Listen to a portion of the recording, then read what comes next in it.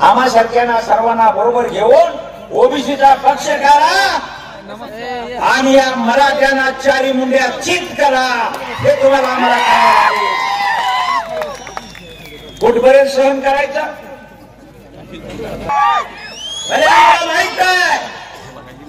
आम्हाला माहित आहे। महाराष्ट्राची सत्ता तिथे कोण आहे आणि कोण तुला नाचवायला लागलाय हे आम्हाला माहित आहे आणि याचा हिशोब तुम्हाला ओबीसी बांधवांनो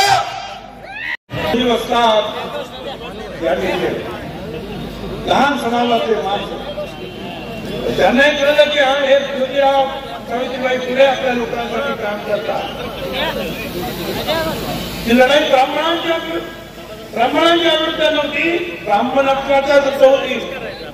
आणि त्या सिनेमामध्ये आपल्याला दिसेल की अनेक ब्राह्मण सुद्धा जे आहेत असतील हे ज्योतिरावांच्या पाठीमागे उभे राहिले, त्यांना सुद्धा त्यांच्यावर हल्ले झाले।